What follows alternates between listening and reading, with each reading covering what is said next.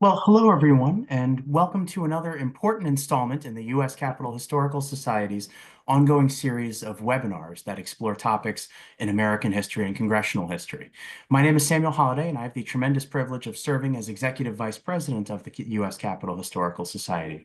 And we're grateful that so many of you are taking time out of your busy days to join us live, and if you're watching this on recording, to take the time to learn about these sometimes underappreciated moments in American history.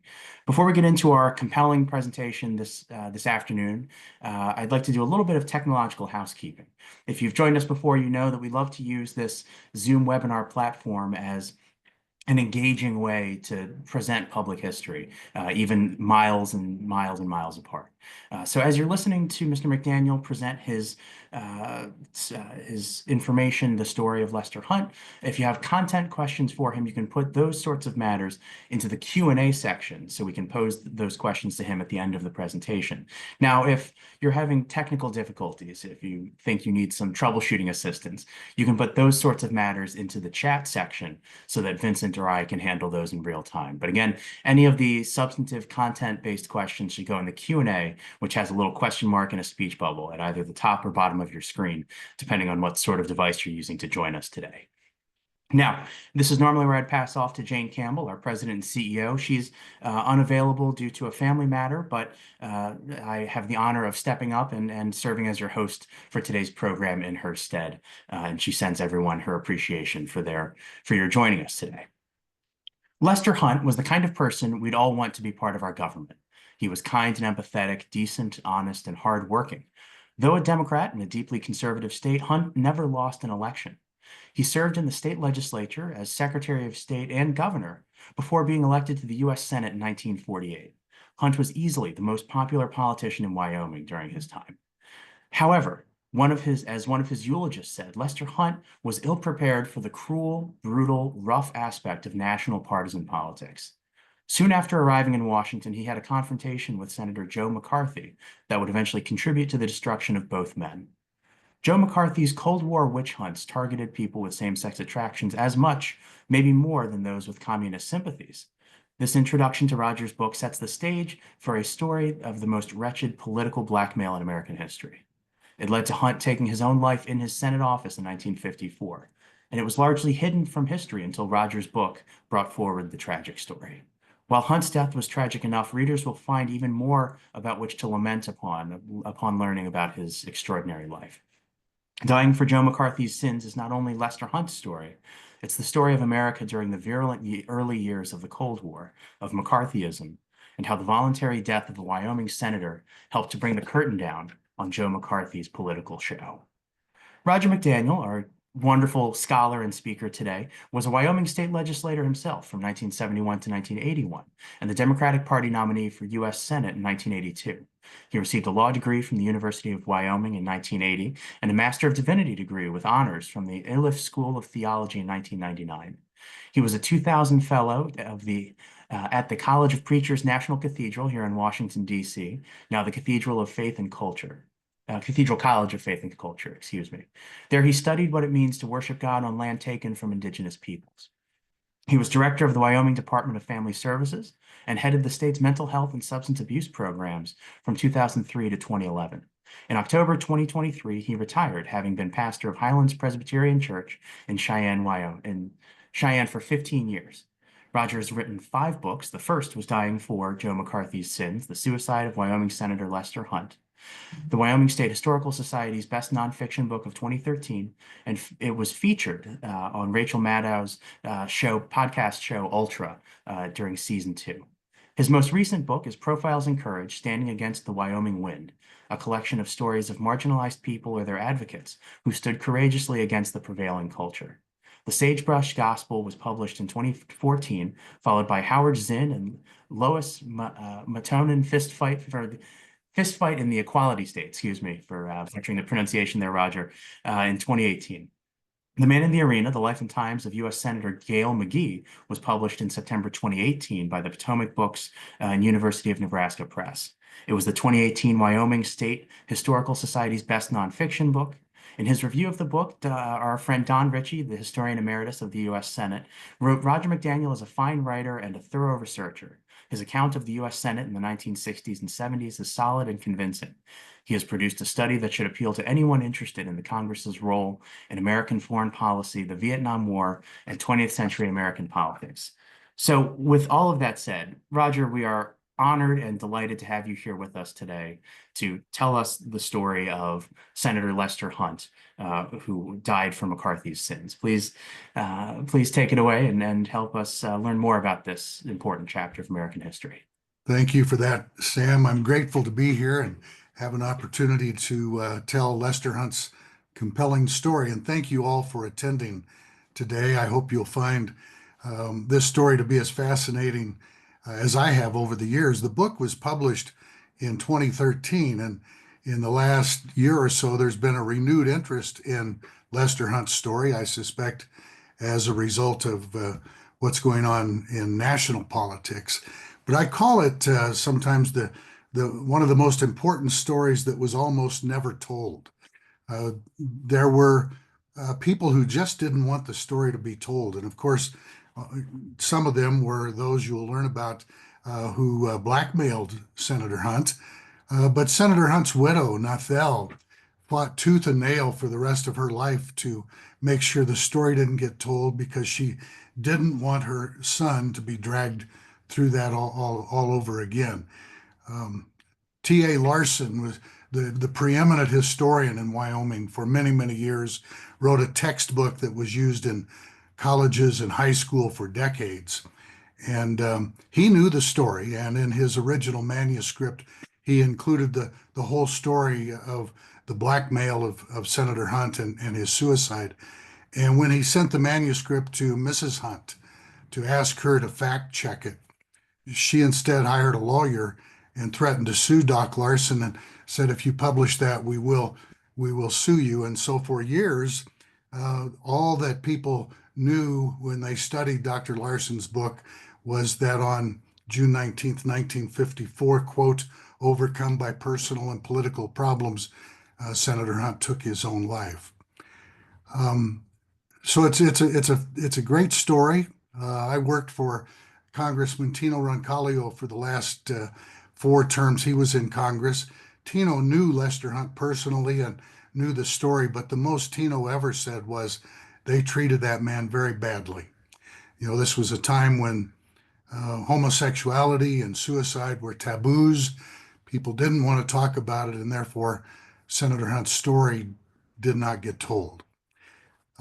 Vincent, if you'd go to the first slide.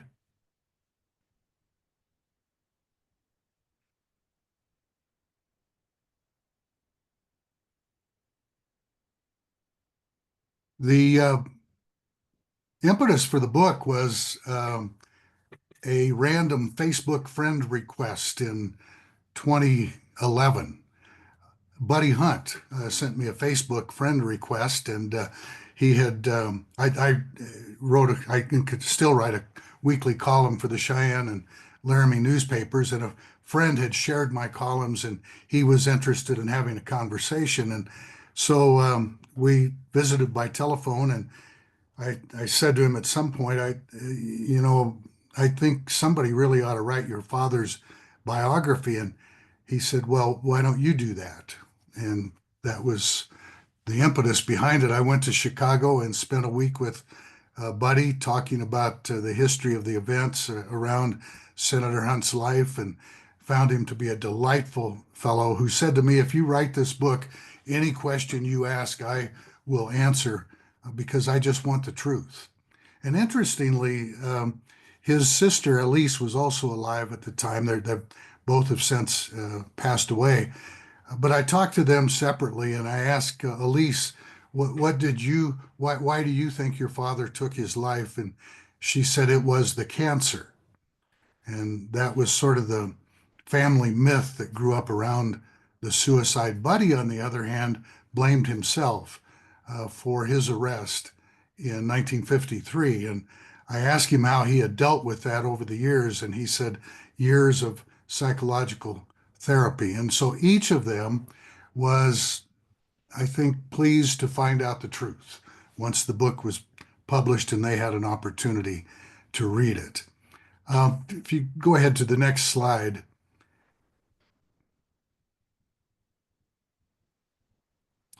This is Lester Hunt's family.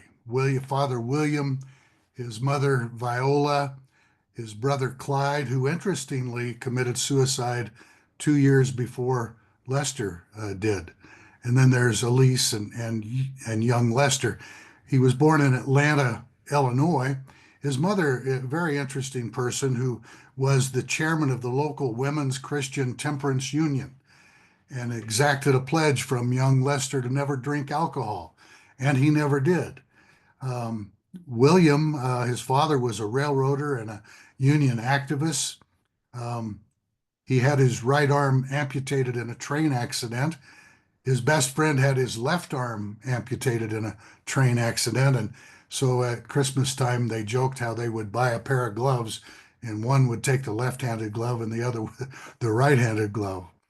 Um, but young Lester grew up to be quite an academic star, won competitions for oratory, but his real interest was baseball. And he became the pitcher from Atlanta. If you want to go to the next slide. In those days, all the small communities around Wyoming and really most states had baseball teams of all sorts. Commercial teams, maybe sponsored by a local grocery store or a co-op. Lander had a very good team, but at one point, their two best players were drafted or signed by the Chicago White Sox, and so they moved off, and they had to find a new pitcher. And interesting to me, in the days before ESPN, somehow they heard about this lights out pitcher in Atlanta, Illinois, named Lester Hunt. And so the coach took the train out there and found him and brought him back just before his 19th birthday. Lester came to Lander, Wyoming. There he met Nathel. They fell in love and married. Lester enlisted in World War I, where he was sent to the Mexican border. He went to dental school after that and practiced dentistry in Lander. He was a very popular man in Lander. People loved him, and that is what got him into politics. If you want to go to the next slide. It was kind of a tragic start to his political career. Young Buddy had broken a leg and had some difficulties that required bone grafts. And his father was the one who donated the bone grafts, and it took 3 grafts in order to work. And by the time that was done, dentist Lester Hunt was unable to stand long enough to continue his dental career. And so he was asked by local people to run for the state legislature. It was 1932 in a very Republican community. And I make the note in the book that, if you're elected to public office in a large community, it's because people know your name. But if you're elected to office in a small rural community, it's because they know you. And they knew Lester Hunt and they trusted him. And so he was elected to the Wyoming legislature in 1932. The Democrats thought that he had a lot of potential, and so they recruited him to run for Secretary of State in 1934, and he served 2 terms. He was a prohibitionist, and as the Secretary of State, encouraged prohibition and campaigned against drinking. He also is credited for the Wyoming license plate, which over the years has been popular enough that it gets stolen off of cars when people are traveling around the country. It has a bucking horse on it, and Lester created that, and it was a very popular thing in Wyoming. 1942 comes around, and after Pearl Harbor, Hunt thought that the current governor, a fellow named Nels Smith, was not doing enough to help the war effort. So he ran for governor, and was elected, served 1.5 terms. He great story about his first couple of weeks on the job. The Wyoming Capitol building had quite an infestation of pigeons, and state employees and citizens around the area were complaining that they couldn't even enjoy their lunch outside on the lawn without being attacked by pigeons. And so early one morning, Lester climbed along the ledge of the Capitol building, clear around the building, dropping poison for the pigeons, who began dropping left and right. And it was very well received by people who wanted to get rid of the pigeon problem. But he also, one of the things I found very interesting in researching his career is what it meant to be a wartime governor during World War II. Uh, Governors were really on the front line of assisting the war effort back home. They were responsible for uh, making sure the draft boards were filled, which was no easy task because the draft boards had members from the local community who were making decisions about whose sons were going to go to war. And so the it was difficult to find people who wanted to take the job, and even more difficult to get a balance, a political balance. He was criticized heavily by Democrats, most of whom didn't want to be on the board, but they criticized him because he was appointing too many Republicans. And so one day he called his old friend in Glendale, Wyoming, and convinced him to take a job on the draft board. And when he hung up, he realized that he was talking to his friend's Republican brother, who just took that spot on the draft board. But they also had responsibilities for war bonds and the other drives necessary to assist the war effort. And Lester Hunt had the added problem of having a Japanese internment camp in Wyoming, Heart Mountain. And before the prior governor left, he had really poisoned the well about Japanese Americans coming to Wyoming, and in fact had told Milton Eisenhower, Ike's brother, who was leading the effort to create these camps, told him any Japanese people who come to Wyoming would be hung. And there was quite an outcry against Heart Mountain, but it was a federal decision, and Heart Mountain was created, and Japanese Americans came.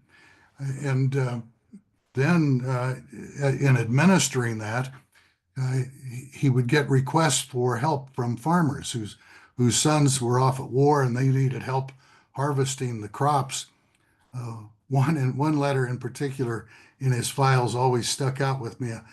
A farmer in northwest Wyoming who said, Les, I need a little help around the house. Could you send me one of those Japanese girls, maybe about 20 years old? And Lester declined to do so. He was elected to a second term overwhelmingly in 1946. And election day 1946 coincidentally happened to be the same day that Joe McCarthy was elected to his first term in the Senate in Wisconsin. 1948, Lester Hunt decides to run for the Senate midterm as governor. There was a fellow in Cheyenne whom I knew late in his life. I always think Carl Johnson was one of these characters that every community deserves. And I remember seeing Carl at the law library many, many times with a stack of law books, always trying to find some little way to make life difficult for the local school board or the city council. And that year, Carl Johnson had read in the Wyoming Constitution that no person who holds an office can get elected to another office. And so Carl made the mistake that a lot of lay people make. They believe the law means what it says. And so Carl sat in wait till the Democratic primary nominated Lester Hunt for the Senate. And then he filed to run, he filed a lawsuit rather, to have Hunt removed from the ballot because the Wyoming Constitution said, in his view, that you couldn't be governor and also run for the Senate. The really interesting piece of that is that when the Wyoming Supreme Court ruled against Carl Johnson and ruled that it was a federal office that could not be controlled by the Wyoming state constitution, one of the cases they cited to uphold their ruling was a Wisconsin case when Joe McCarthy had been sued in a similar situation 2 years earlier. McCarthy had been a judge, and when he was nominated for the U.S. Senate in Wisconsin, a suit was filed to keep him off the ballot with the same result that was achieved in Wyoming. And so Lester Hunt remained on the ballot and got elected to the United States Senate in 1948. Next slide, please. He was a close friend and confidant of Franklin Roosevelt, who came to campaign for him, though Hunt really saw himself as an Eisenhower Democrat. By 1948, he had become the most popular politician in Wyoming, which was interesting. As a Democrat, he never lost an election in this state. Very, very popular, well liked by people of both parties. When he got to the Senate, though, he was initially pretty discouraged. There's such a significant difference between being a governor and a senator. Governors, if a governor wants to act, he does, like Lester did with the pigeon thing. But he's able to move things along and make decisions. And senators are more deliberative, and it's a lot slower process. And at first, he was pretty discouraged. Next slide, please. This is him meeting with the adjutant general as I mentioned earlier, the role of being a wartime governor took a significant amount of Governor Hunt's time. Next slide. This is a family photograph, Thanksgiving in the governor's mansion with Governor Hunt and Nethel and Elise. You can see young Buddy Hunt in the middle toward the back. Senator Joseph Omani on the left. Senator Omani, longtime senator, and became a very close friend of Lester Hunt's and played a role in Wyoming politics after the suicide of Lester Hunt. Next slide. This is Christmas of 1948.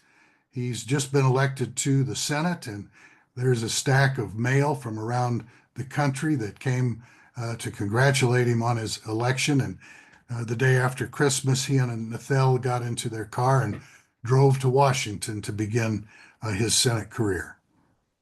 Next slide. As World War II was ending, there was a terrible massacre in one of the final battles of the war at a place called Malmedy.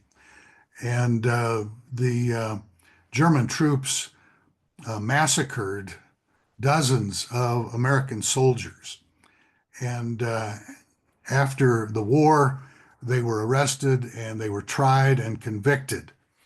And it became rather controversial then as the Cold War was getting underway.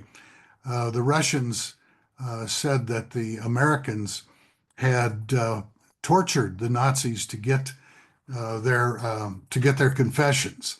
And so there's a great deal of controversy about that, which resulted in the Senate appointing a committee to investigate the conviction of the Nazi officers. Next slide. And the members of that committee were Ray Baldwin, a senator from Connecticut, Estes Kefauver of Tennessee, and this freshman who had only been in the Senate for a short number of weeks and was appointed to this committee. This was his first clash with Joe McCarthy. McCarthy was not a member of the committee, but he insinuated himself into the process. And interestingly, he took the side of the Nazis against the U.S. military officers. And during the course of the hearing, when you read the transcripts from the hearings that were conducted by this select committee, McCarthy was very heavily involved and very disruptive, and caused a good deal of consternation among the senators who were actually on the committee. McCarthy ended up storming out of the committee and writing his own report, and saying that Hunt and Kefauver and Baldwin were trying to whitewash the truth, that the truth was that the American military was guilty as charged of coercing confessions out of the Nazi soldiers. And so that was his first introduction to McCarthy. And it was a very unpleasant introduction. The two of them became antagonistic toward one another very early in 1949. Next slide. Senator Hunt was very popular with his colleagues. He was then asked by Senator Kefauver to be a part of the crime committee that investigated organized crime. This was a really fascinating experience. Hearings all over the country, conducted sometimes by Hunt alone, sometimes along with Senator Kefauver, but they would go to places like Miami and Chicago, Los Angeles, Phoenix, New York, and sit across the table from some of the most well-known crime figures in America and have these heated exchanges about organized crime. One of the interesting things that resulted from that developed friendship between Senator Kefauver and Hunt is that Kefauver had committed that if he was the Democratic Party nominee for president in 1952, he would nominate Lester Hunt to be vice president. Of course, that didn't happen. Adlai Stevenson was the nominee, but it gives you some sense of the impression that Lester Hunt made on his colleagues. He was viewed as a serious senator who did his homework, was always prepared, was balanced, bipartisan, willing to work across the aisle, and became very popular. Then we get to June of 1953, which in my book I call the beginning of the longest year of Senator Hunt's life. Before I talk about that, I want to give you a sense of the people, the personalities who would be players in that difficult year. Next slide. This is Herman Welker. Herman Welker was a senator from Idaho, fairly nondescript one-term senator. He was defeated for re-election by Frank Church. But while he was in the Senate, he became best known as Little Joe from Idaho because of his very close relationship with Joe McCarthy. And he would play one of the key roles in what became the blackmail of Senator Hunt. Next slide. One of the other players was a senator from New Hampshire named Styles Bridges. He was very powerful. He had been the Republican floor leader. In 1953, he was chairman of the Senate Appropriations Committee and Senate President pro tem. Some considered him to be one of the 10 most powerful men in the world. Interesting sidelight, his biographer, a fellow named James Keeper, wrote a book called Styles Bridges, Yankee Senator, to give you a sense of Styles Bridges' personality. He said that Senator Bridges, first year in the Senate, he reported an annual income of $12,508. 12,000 of that was his salary. When his Senate career ended, his estate was valued at $500,000, which would be around 4.5 million in today's dollars. And Keeper says that that estate did not include briefcases full of cash that he left with staff members and hid in his office to be given to his widow in the event of his death. She estimated that there was about $1 million in those briefcases. And after she died, another 100,000 was discovered behind a bookcase in the Bridges home. So give you a sense of Stiles Bridges' ethics compared to that of his victim, Lester Hunt. Then, of course, a third player was Joe McCarthy. And most people know plenty about Senator McCarthy. But I would, in the context of Lester Hunt's story, as I mentioned, by 1949, there was bad blood between Hunt and McCarthy, starting with the Malmedy hearings. And then in December of 1950, Hunt proposed an amendment to the Constitution to amend the speech and debate clause to allow citizens to sue a member of Congress when they are slandered. Wyoming's leading newspaper said that this proposal was considered to be a direct attack both on Joe McCarthy and Bridges.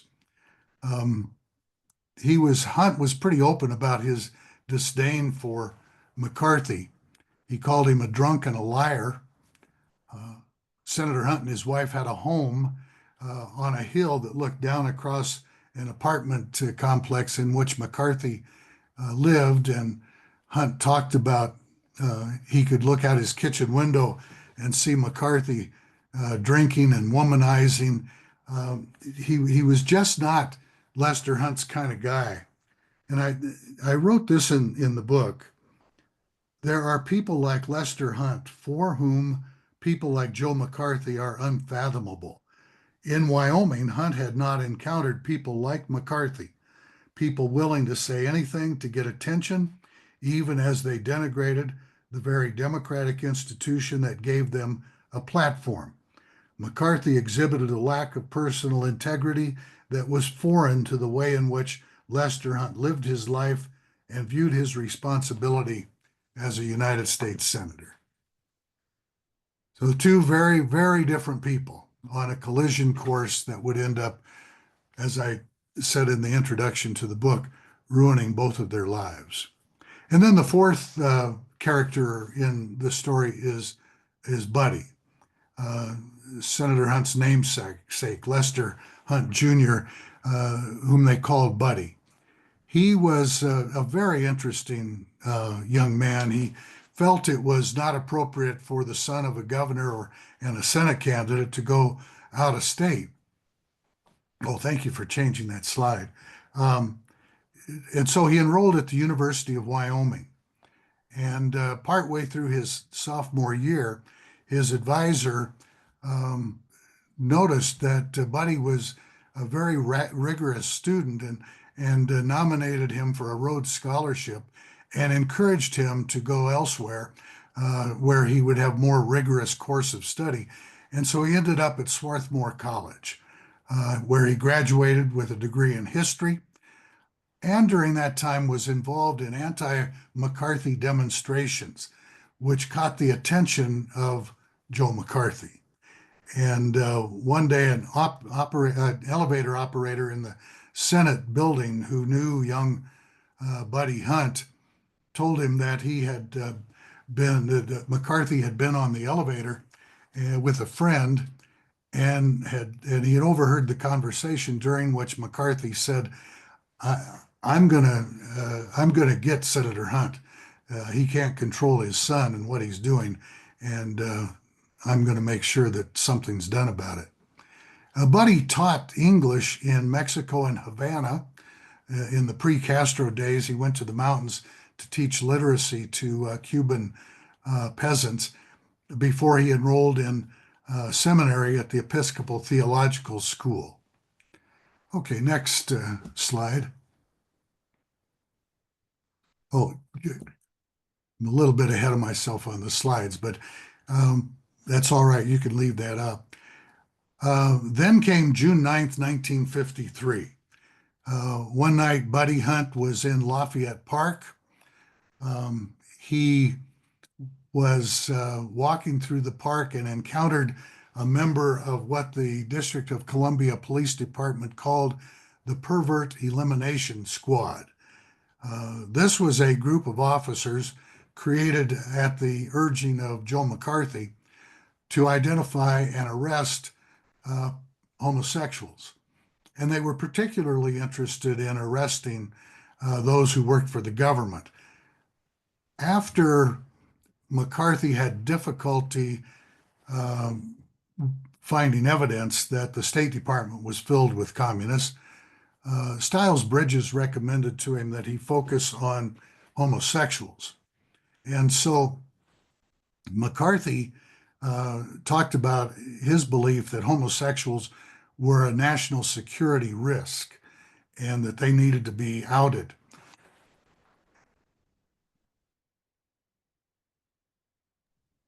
And so this squad was created to do that. And that night in Lafayette Park, young Buddy Hunt was arrested for soliciting homosexual sex. Excuse me. It's ironic that it was exactly a year later that McCarthy was asked that famous question, "Have you no decency?" during the Army McCarthy hearings. Buddy told me that night he said he was experimenting with bisexuality. Let me get a drink.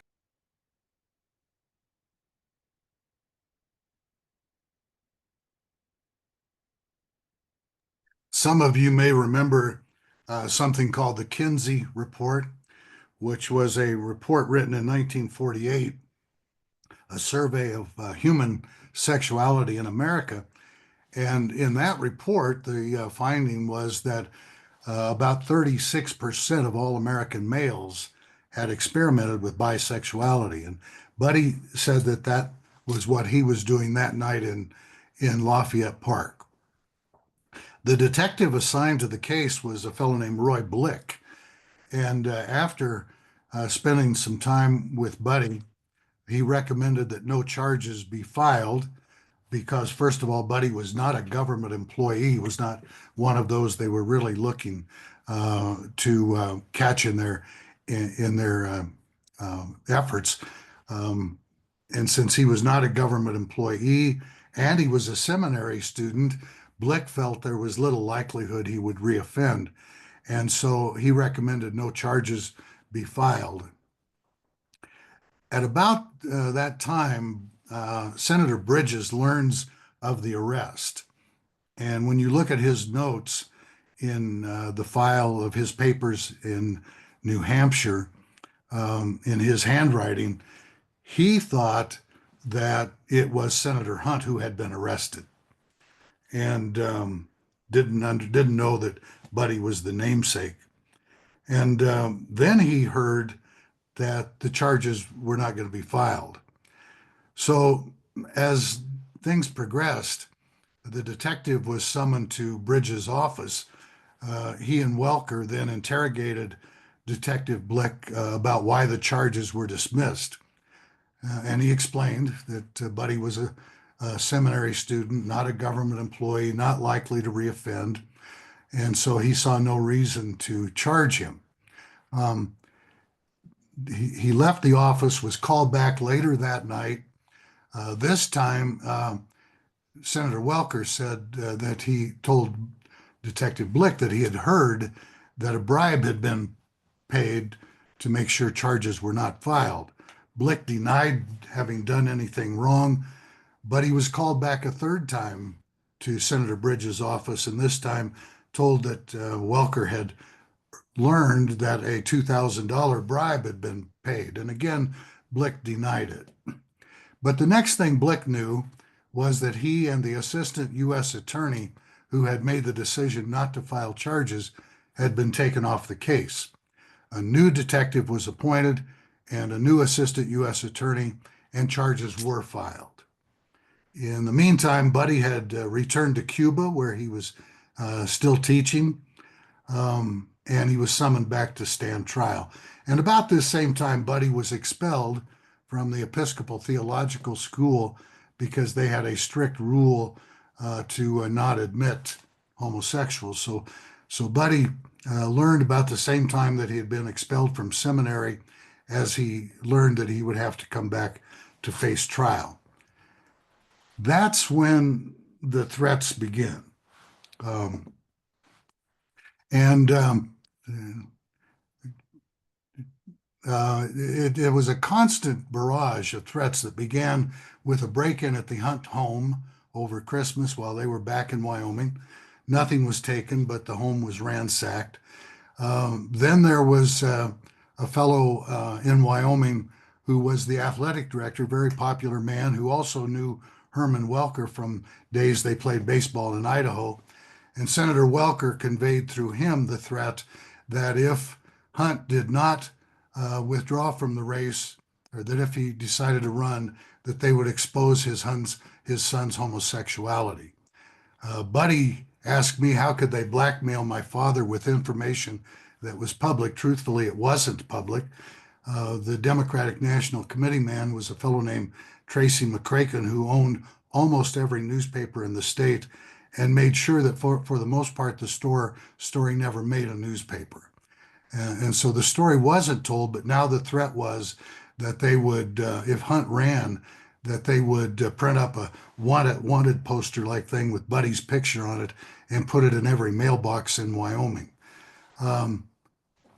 Senator Hunt decided to run again and announced on April 15th, but on June 4th, he suddenly withdrew from the race.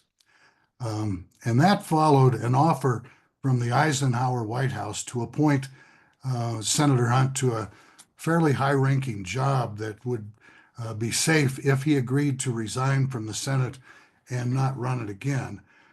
He wanted to do that. His wife encouraged him not to and said that it would not be, he could not explain that back home about why he got out of the race. The Senate was controlled by a one-vote Democratic majority, and so if Hunt resigned, the Republican governor in Wyoming would appoint a Republican, and control of the Senate would shift. So with all of that going on in his life, very troubled now, a very, very difficult time for he and his wife. And then on a Friday afternoon, Joe McCarthy announced that he planned to open a hearing to investigate a Senate colleague who had offered a bribe to a Washington, D.C. police officer. Hunt knew what that meant. McCarthy hearings ruined a lot of lives, resulted in some suicides. And I think that was the final straw. Albert Camus wrote about suicide, and he said, if you want to know why somebody committed suicide, take a look at the last conversation they had.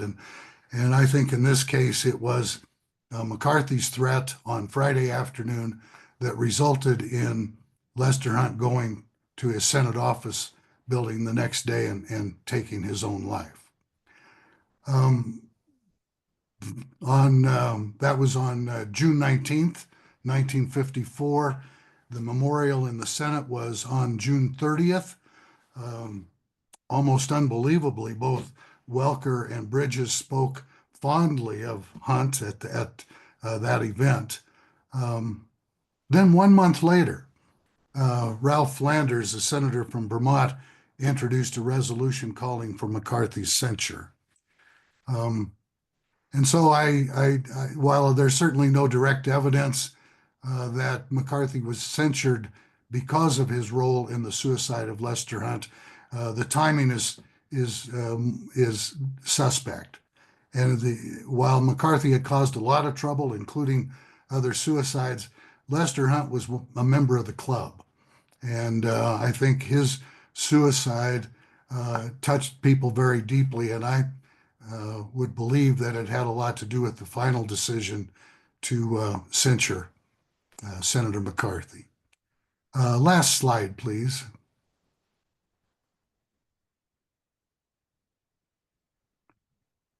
This is his funeral at St. Mark's Episcopal Church in Cheyenne, and you can see On the right-hand side, a familiar figure, Richard Nixon, uh, who took time as vice president to fly out to Wyoming to take part in those last rites. I think I've probably overextended my time, so I'll stop there with just one quick word about Buddy Hunt. Uh, Buddy Hunt was a fascinating individual in his own right. Buddy was, I talked about some of it, but after the trial, Buddy ended up in Chicago and he partnered with a fellow named Saul Alinsky to do community work in the Hispanic community. Later became a teacher for more than 20 years in the city college system in Chicago. Married Rogine. They had two children, two granddaughters, and had an extraordinary life. And certainly didn't deserve to spend much of that life believing that he was the cause of his father's suicide. Sam, I'll quit there if there are questions. Well, gosh. Well, first, let me just say, Rodger, thank you again for, your scholarly endeavor to bring this story to such vivid detail and share it with people. We are starting to get some questions, and I'll remind folks that you can go ahead and put your questions into that Q&A section. And why don't we lead off with one that we got in the chat that kind of draws a bridge a little bit from Lester Hunt to the present and looking at sort of political traditions. One of our listeners asks if you see Lester Hunt as embodying something of a mold of Mountain West Democratic senators who are sort of, what do they say here, moderate to liberal, and they compare him to Mark Hatfield, Frank Church, Lee Metcalf, Gail McGee. Do you see something in that arc of senators who, do you see a similarity in those senators to Lester Hunt? I do, and all of those gentlemen are gone. You could add names like George McGovern to that list, and some of the Colorado and Montana senators, but it's a different day. But I think there was a link. After Hunt died, the Republican governor did appoint a Republican, and he was in office for 6 months until Joe Monty defeated him. And Joe Monty had been in the Senate for 4 terms before that, and was one of the great liberal trust busters and economic justice champions, which was kind of a populist core for that group. And then Gail McGee becomes a senator in 1958, and a major piece of his career was his war with the John Birch Society.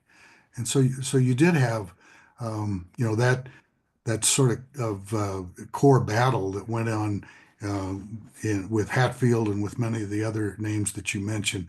So I think there can be a historic line drawn, but they're all gone now.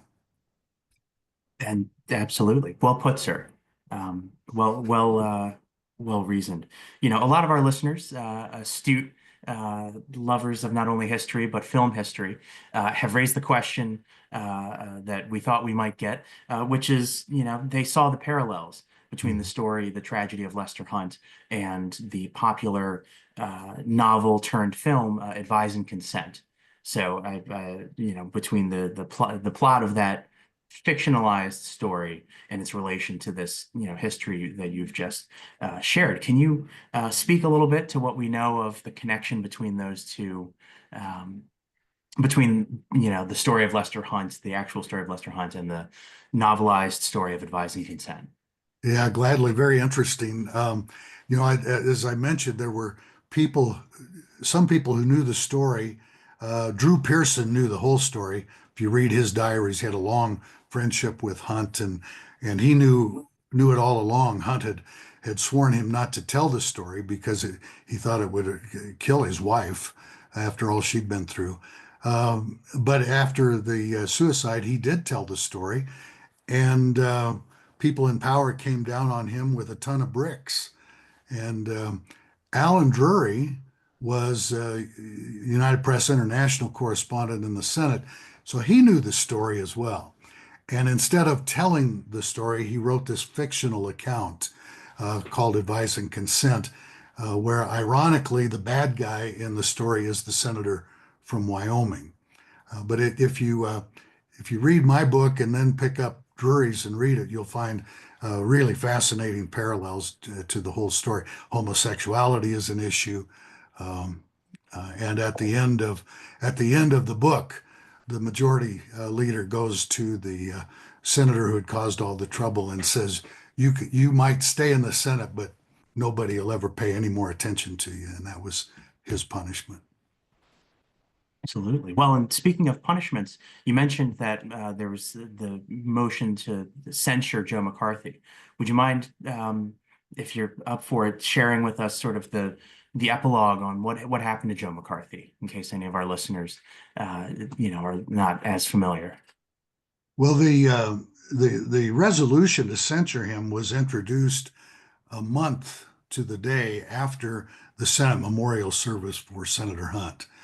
It was voted on in December, and the Senate voted to censure him. Basically, that ended his career, like the senator in Advise and Consent. He was around for a couple more years, but of to no had no impact. His day was over. He had a severe problem with alcohol and eventually died. Fascinating thing. My book would have benefited from his papers. Have an opportunity to see what in his papers was related to this incident. But they had been deeded by Senator McCarthy to Marquette University with the provision that nobody in the public could see them until after his daughter's death. So you can imagine what's in there that he didn't want to come to light while his daughter was still breathing. But McCarthy, that was, he had the Army McCarthy hearings about the same time, Hunt's suicide, and that his career was over. Absolutely. Absolutely. Well, thank you for sharing some of that. I know we're starting to get close to the end of our time, but I just want to pose it to you as someone with such varied and significant experience in legislative office, in human services and ministry. What do you think we as, people who care about the idea of the United States, people who care about, our constitutional system, what should we take away from the story of Lester Hunt? And, how should we carry that with us as we, move ahead in challenging times? Well, I think perhaps the most important lesson is that the truth does matter.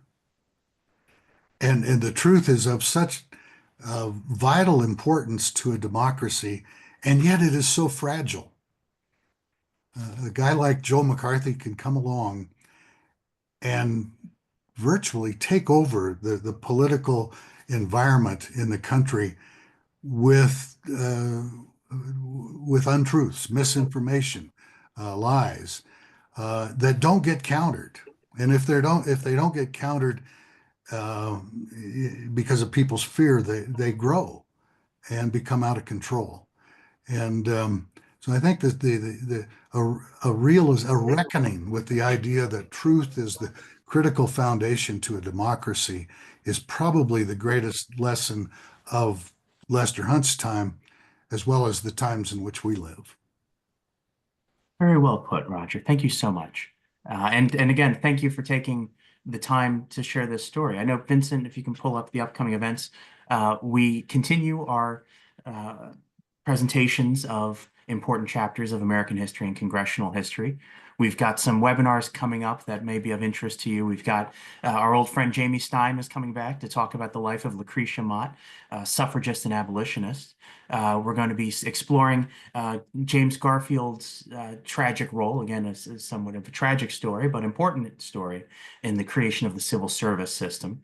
And then we're going to bring in Erwin Chemerinsky, another past presenter, to talk about the faults in the Constitution. So some exciting programming coming up. This is where we always have what we call our NPR moment, where we mention that we can only do this work. The U.S. Capitol Historical Society, though it is chartered by the Congress, is not funded directly by the Congress. And so this is a moment for us to thank all of our members and supporters who enable us to go about this work, to keep putting on public programming that shares these vital stories that are sometimes overlooked or underappreciated. And we feel that that's part of our mission to foster and increase an informed patriotism. And so we thank you for being part of that. Rodger, thank you for being part of that by your scholarship and by sharing your research. Thank you, everyone who's listening live and on recording. And we hope that you carry something of this story with you as we keep striving to form that more perfect union. Thank you. Thank you, everyone. Goodbye.